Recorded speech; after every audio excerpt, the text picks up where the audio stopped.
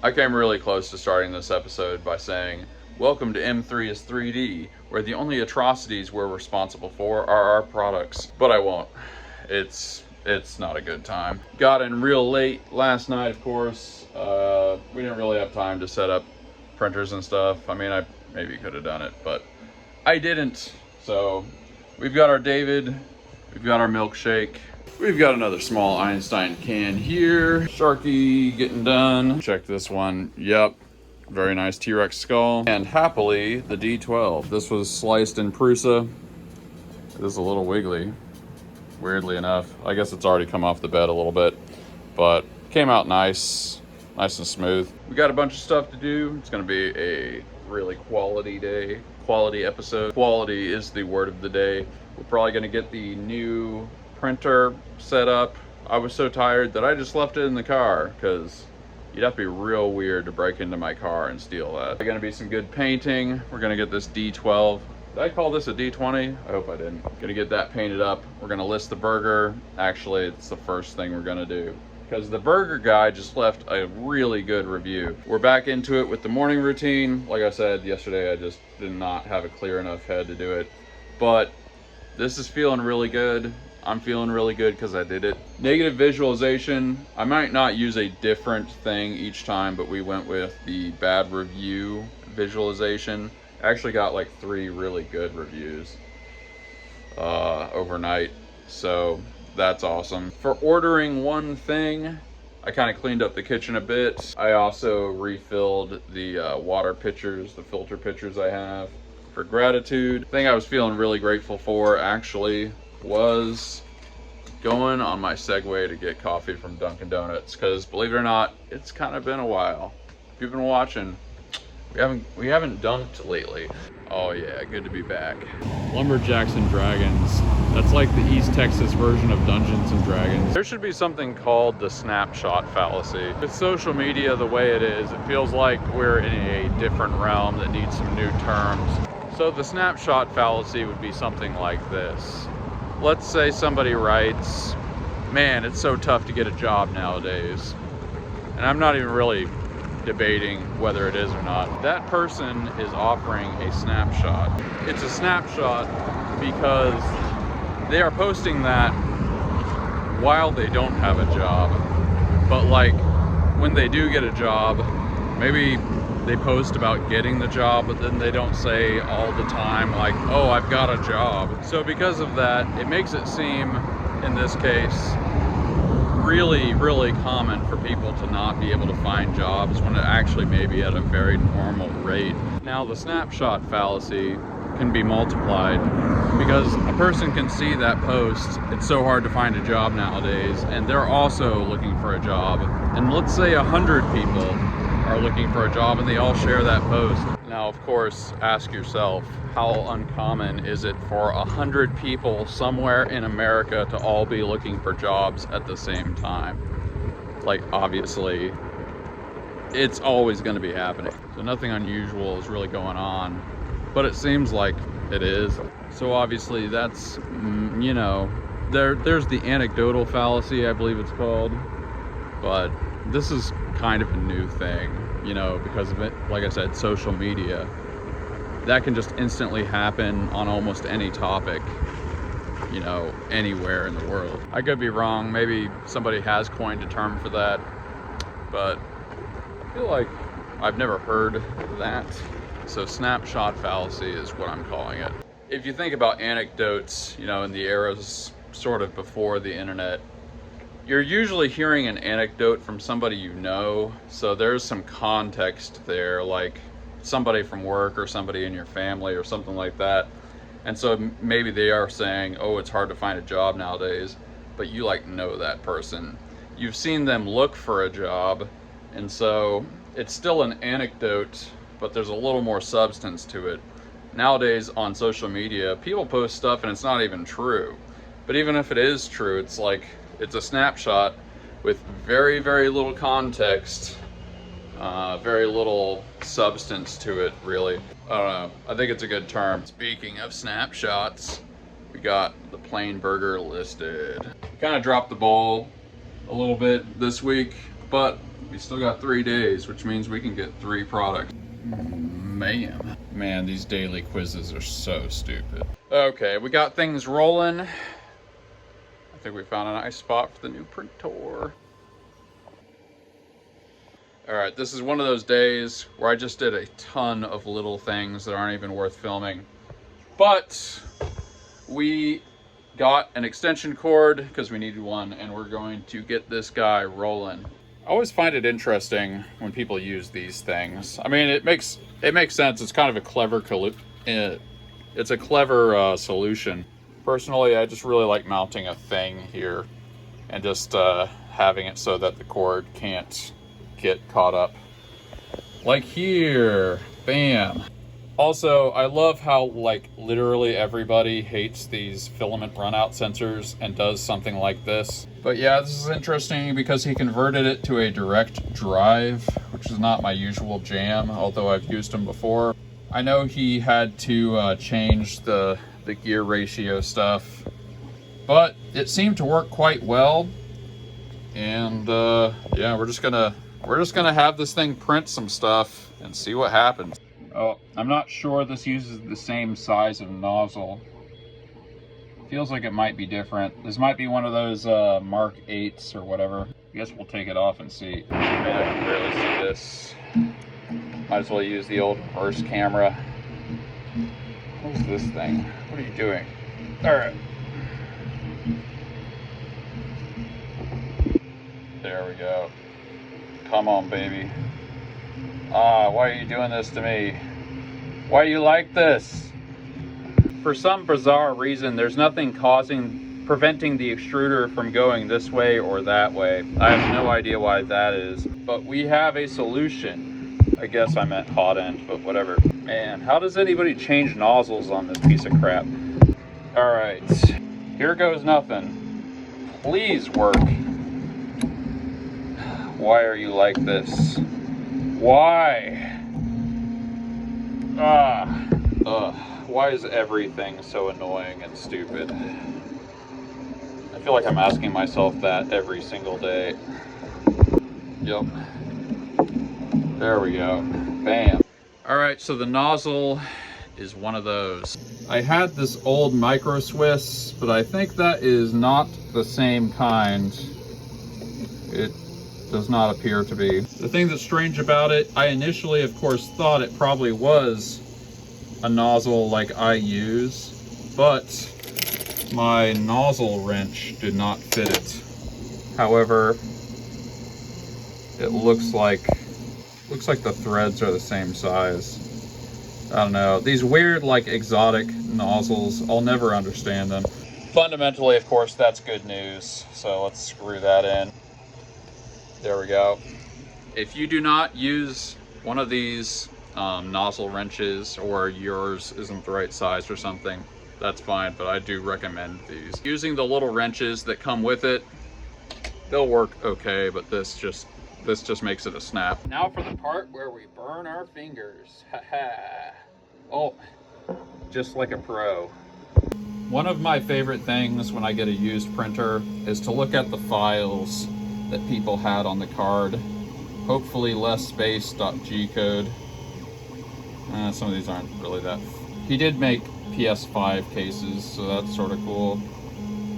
Video beam. Who knows what it means?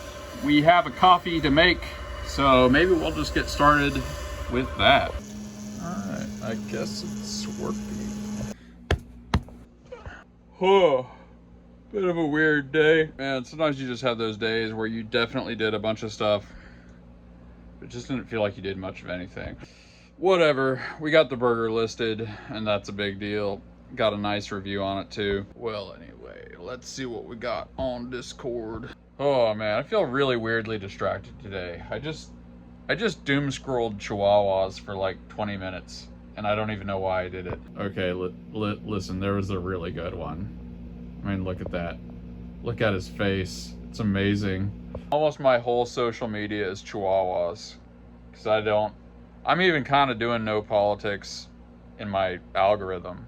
I'll write something sometimes, but it's mostly Chihuahuas. Anyway, Dudorius, lol. I said the same thing about the Steve Jobs quiz question this morning. Yeah, like, this is like trivia for babies. Ooh, dash render with the good comments. I think we need an intro where M3 is 3D plays the theme from All in the Family on the roads. You know what's funny? I think we weren't allowed to watch All in the Family when I was a kid because we watched all these retro sitcoms. Man, it was like very, you guys know. Anyone that's old knows what I'm talking about. But like, we always watched the intro. We watched the intro so many times that I think I know the words still. I'm just guessing here. Oh, the way Glenn Miller played songs that made the hit parade. Guys like us, we had it made. Those were the days. Put a little dissonance in there. And you knew who you were then. Boys were boys and men were men. How we need a guy like Herbert Hoover again. I'm not looking up the lyric. See, I could have just saved that to my phone and put that in the next video. But I'm working hard to give you the content. I'm squeezing the content out of the udders of the universe. Toasty-O's, I appreciate you reining in most of your political views. I would venture a guess that we're on opposite ends of several spectrums. It's your channel though, you can do what you want with it. I did have a question that I don't think has come up yet to my knowledge. What drove you to seminary school? Well, it's definitely not seminary. I don't really know. I've never looked this up because people do say that sometimes. I think that's a Catholic thing. Maybe it's like seminary is what you do when you're gonna... To me, it seems it's what you do when you're gonna be a priest. But anyway, man, there's so much I could say about this. When I started playing guitar when I was 15 and eventually started writing songs later that year, I actually recorded my first album when I'd been playing for 6 months. The entire purpose of my life was I was extremely dissatisfied with Christian music. I thought Christian music was like shameful. You know, I mean, you guys at this point pretty much know the kind of music I like, or at least a lot of what I grew up listening to. I've listened to tons of stuff at this point. But, you know, I was listening to a lot of arena rock. I was listening to a lot of prog, just a lot of old school stuff. You know, kind of the eras of history where musicianship and interesting composition and, like, great vocals and melodies were the standard, you know. Like, here's just something you got to think about. Like, Journey, like, for instance, in their heyday, they were the most mainstream music there was, basically.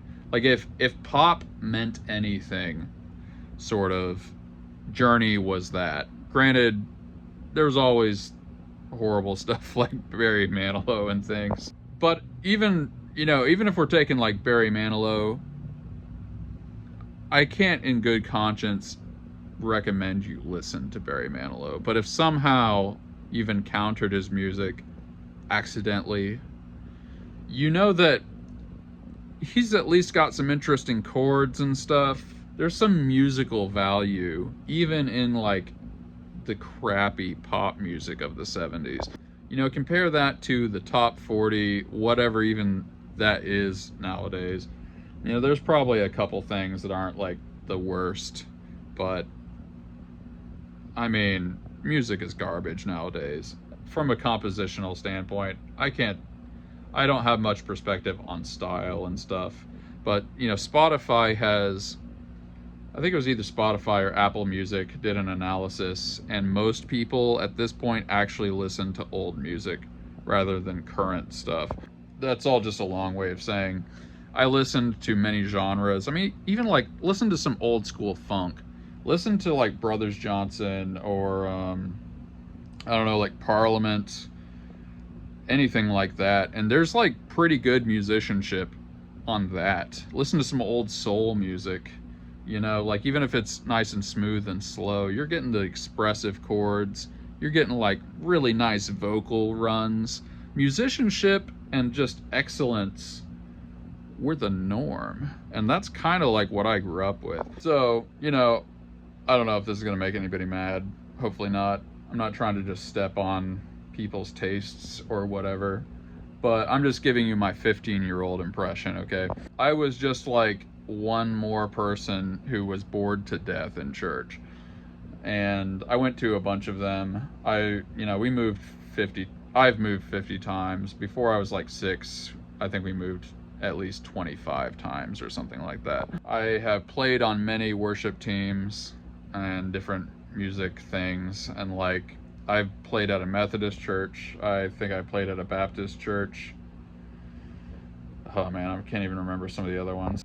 I'm just trying to say I kind of, at an early age, I got a very comprehensive view of where Christian music was at.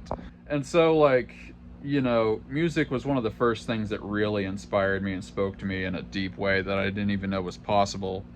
And then I was trying to, like, reconcile this with, like, okay, and this is, like, as a Christian, what I'm supposed to be doing. Like, this is the kind of music I'm supposed to be playing. When I listened to all this great music, right away, it just super bothered me. Not to get all heavy-handed about things, but the first identity that God has in the Bible is creator. In other words, like, there's kind of a real sense in which the first thing that the first attribute God had is being creative. And so, like, why is all of this music associated with him? Like, not that at all. So really, it occurred to me pretty much right away that that's what I wanted to do with my life. And I recorded 12 albums. But he was talking about ministry school. So I went to a couple of Morning Star conferences, and they were the best thing I'd ever been to. Really musically, but the culture, everything about it. And that's why I moved over 600 miles away from where I grew up to go to that ministry school. And I don't exactly know what I thought would happen. I mean, even I was 21. I was 20 or 21 when I moved. By the way, before all that is when all the Dr. Phil stuff happened with my mom. Like, there was this real feeling like something evil did not want me to go to that school, because I'd have to explain a lot, but it was the reason she did that is because I was trying to move away, basically. My mom tried to have me declared insane. If there's anybody that hasn't heard about that yet, then we went on the Dr. Phil show. So anyway, all that drama kind of gave me the impression that, like, some kind of destiny I had was being impeded, which might even now seems kind of vaguely possible. So yeah, getting through all that, which took a long time, really about 2 years, it was very, very traumatic, and my entire worldview pretty much flipped upside down. And then I went to ministry school, and I got involved with tons of musical projects. And if I had to sum up the whole thing, I met lots of good musicians and a lot of people I'd be friends with for the rest of my life. But I also kind of discovered that even in a place that's known for having some of the best music there is, I feel weird saying this, but like, none of them worked as hard as me. Basically, I tried to go to the best place on earth that I could figure out to try to change Christian music and, like, make it creative, basically. And there were a lot of people that were amenable to that, but there were not that many people that really truly wanted to dedicate their life to that cause, even though that was like one of the only places on earth that I had ever heard of where they were kind of saying that. Yeah, so there's just so much I could say about that. I joined many, many bands, and I even kind of knew people that were sort of famous or went on to be famous. And I have no idea whether any of you would know who these people are. I knew Susie Wills Uri, who was already well known in Christian music. And I knew Jonathan David Helser, I didn't know him. He was more than an acquaintance, but I wouldn't call him a friend. I knew John Mark McMillan. He had some pretty big hits. Back in about a decade ago, there was a band they were called the Paper Tongues. They had like multiple top 40 hits. I never met, the main guy's name is Aslan or Aswan North, that's it. I was thinking of Chronicles of Narnia. I never actually met him, but I had a roommate who was like his best friend and knew a bunch of people that knew him, so that doesn't exactly count, but I was sort of close. And there were just other people in the Charlotte scene that I kind of knew. It was one of those things where, like, it was just so hard. Even in an ideal scenario, I dedicated my whole life and like every minute of every day to this. And I'm very happy with the music I made. Ultimately, I focused on my solo career because despite everything, I just could not find people that I could either find really reliable people who didn't have very much vision, or I could find people that had vision but just wouldn't work hard. That's really what it is. I wish I could tell you something more positive about that entire arc of my life, but that's like kind of how musicians are. Like, I mean, there are exceptions, but then it wasn't enough. Yeah. I also knew Luke and Molly Skaggs. If you guys know who Ricky Skaggs is, he's a really famous bluegrass artist. I never got to meet him, but I was pretty good friends with I think he has at least 2 kids. I actually don't know how many kids he has, but I knew 2 of his kids, let's put it that way. So yeah, then there were some people like that, but then they kind of were in bands and didn't need somebody, and I don't know. It was horrible. Honestly, part of the reason I ended up being homeless is because I just dedicated myself to that so hardcore that I just wouldn't change. I just refused to do anything else with my life, is a good way of saying it. And there's a whole bunch of other things. But I guess that's a bit of a ramble. What drove me to ministry school basically was that. But yeah, I mean, it's like if I had given up on that dream without things getting really bad, I would feel regret about the whole thing. But I followed that as hardcorely as you possibly could and got a lot of good stories out of it. Made a lot of music that I'm, in retrospect, extremely happy that I made, because I can still listen to it and enjoy it and share it with others. And it's also very autobiographical in a lot of ways. I created my vision of what I thought the ideal of Christian music should be. And it is a good thing, especially early in life, for people to pursue something without really compromising, so that they can know who they are. And I at least got that out of it. And now I'm playing the All in the Family intro. Just the absolute pinnacle of music. But yeah, things are not a waste if you learn from them. And I did learn a lot. There's some real value to just like moving fast and breaking things, even if you're doing it in a really idealistic or sloppy way or whatever. At least you can have a bunch of mistakes to learn from. The Sauce Rocks 7152. Today's keyboard song would be on my EJ playlist. EJ, I wonder what that means. What about Uriah Heep? Love the breadth of your music interest and knowledge. Thanks for making music a thing like it used to be. What do I think about Uriah Heep? I'm just gonna assume that that's what you were asking me. You know, that is a interesting question. There's this thing that has happened in music, but movies and many other things. It's like people remember the number 1 band, number 2 band, and maybe the number 3 band of a scene or a style. And then it's like they just forget everything else. You know, when it comes to, like, I don't know, hard rock, the bands that it seems like future generations really remember are like Led Zeppelin, AC/DC, I don't know what number 3 would be, like Aerosmith or something like that. And like Uriah Heep was a huge band, like really, especially in Britain, but they were pretty big even in the States. Rush, the first really big gig they ever did was with opening for Uriah Heep. I want to say in 1974. Neil Peart had only been in the band, I think, for 2 weeks, 2 or 3 weeks, something like that. And Geddy Lee drank this wine. He just drank a little bit of wine before the gig, and somehow that got him drunk, even though that shouldn't have. But they did good anyway.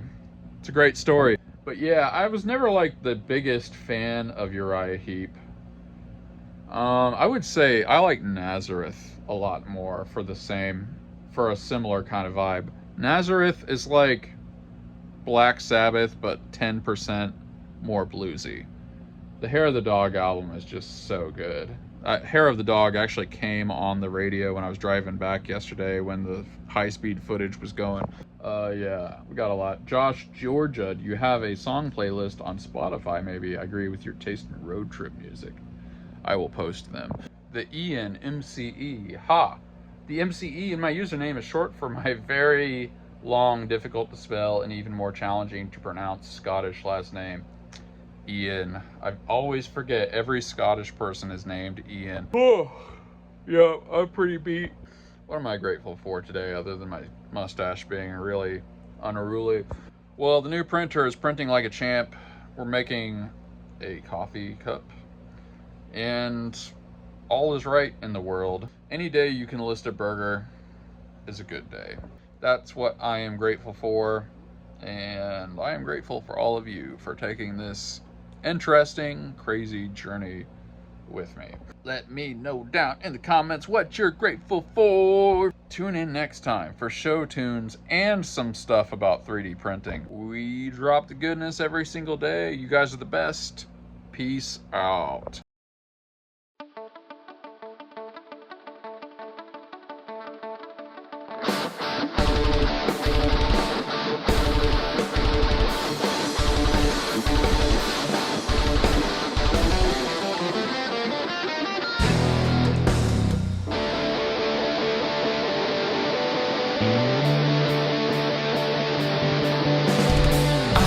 Stay around you. I can't say what I need. This blinding adolescence I'm seeing to believe. Standing in a moment, what has been is cast aside, frozen there as time rode. I know that you must have died.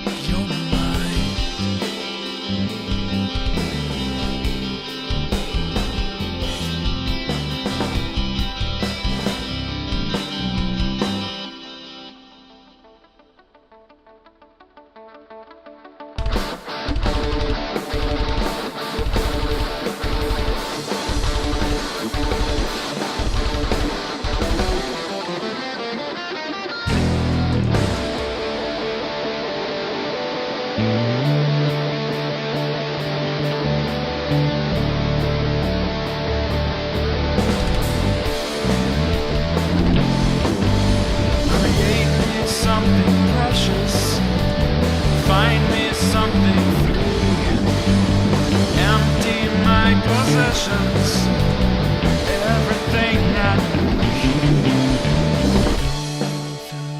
emotions, and we're all going to die. So leave me something precious, another glimpse of light.